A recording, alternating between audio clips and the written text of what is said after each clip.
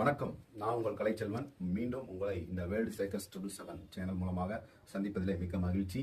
இன்னைக்கு மிக முக்கியமாக நம்ம தமிழ்நாட்டிலேயே மிக பிரபலமாக ஓடிக்கொண்டிருக்கிற ஒரு விஜய் டிவி தொலைக்காட்சியை பற்றியும் அதில் முக்கியமாக ஒளிபரப்பப்படுகிற பிக் பாஸ் அப்படிங்கிற ஒரு நிகழ்ச்சியை பற்றி தான் நம்ம பேச போகிறோம். இந்த பிக் பாஸ் அப்படிங்கிற இந்த நிகழ்ச்சியுடைய ஆரம்பம் எங்க, இதனுடைய ஹிஸ்டரி என்ன, இதனால இன்றைக்கு தமிழகத்தில் ஏற்பட்டிருக்கிற மாற்றங்கள் என்ன, இன்னைக்கு மனிதர்கள் மத்தியில் மனசுல எந்த அளவுக்கு உளவியல் பிரச்சனைகளை ஏற்படுத்துது, இந்த பிக் பாஸ் நிகழ்ச்சி ரொம்ப முக்கியமா, சமூகத்துக்கு அவசியமா அப்படின்னு சொல்லி இந்த வீடியோவில் நம்ம பார்க்க போகிறோம்.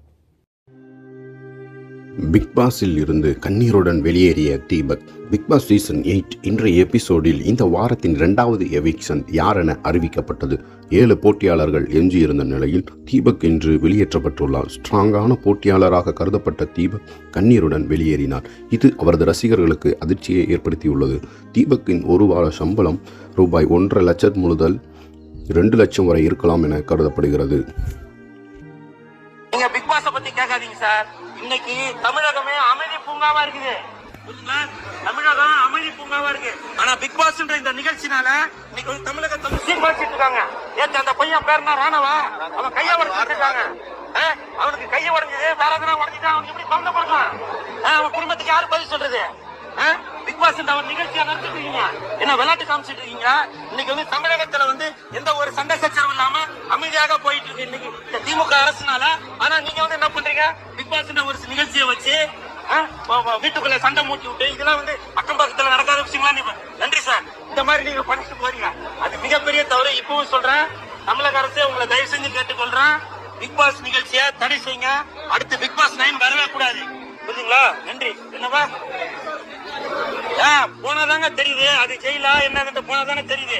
அது மிகப்பெரிய ஒரு கொடுமையான விஷயம். பல விஷயங்கள் நடக்குது. வெளிநாட்டு மோகன் சொல்லக்கூடிய இந்த லிஸ்ட்ல இந்த பிக் பாஸ் நிகழ்ச்சியும் இருக்கு. ஏன் அப்படி சொல்றேன் அப்படின்னா, இன்னைக்கு இருக்கிற நிறைய பிரபலமான நிகழ்ச்சிகள், நம்ம சூப்பர் சிங்கரா இருக்கட்டும், இல்ல ஏதோ ஒரு நாடகமா இருக்கட்டும், இது எல்லாமே வெளிநாட்டுல இருந்து காப்பி அடிக்கப்பட்ட சில நிகழ்ச்சிகள் தான். நம்ம இந்த ஒரு வார்த்தை ஒரு கோடி அந்த மாதிரியான நிறைய நிகழ்ச்சிகள் வெளிநாட்டுல இருந்து காப்பி அடிக்கப்பட்டது. ஆனா அந்த நிகழ்ச்சிகள் எல்லாமே எங்கேயுமே தடை செய்யப்படலை, எங்கேயுமே அது ஒரு பிரச்சனையை ஏற்படுத்தல. ஆனா அந்த பிக் பாஸ் நிகழ்ச்சி மட்டும் பல நாடுகள் கடந்து நம்ம தமிழ்நாட்டுக்கு வந்திருக்கு. இந்தியாவில் பல மொழிகள்லயே இந்த பிக் பாஸ் நிகழ்ச்சியானது ஒளிபரப்பப்படுகிறது. ஆனா நிறைய நாடுகள்ல இதை தடை செஞ்சிருக்காங்க. ஏன் அப்படின்னா, இது உளவியல் பிரச்சனைகளையும் நிறைய பேருக்கு தேவையில்லாத பிரச்சனைகளை ஏற்படுத்துகிறது அப்படின்னு சொல்லி இந்த பிக் பாஸ் நிகழ்ச்சியை தடை பண்ணியிருக்காங்க. ஆனா இன்னும் தமிழ்நாட்டில் இது 8வது சீசன் வரைக்கும் ஓடிட்டு இருக்கு. 7வது சீசன் வரைக்கும் நம்மளுடைய நடிகர் கமலஹாசன் அவர்கள் நடத்திட்டு இருந்தாங்க. இப்ப விஜய் சேதுபதி, மக்கள் தலைவன் சொல்லக்கூடிய அவர் நடத்திட்டு இருக்காங்க.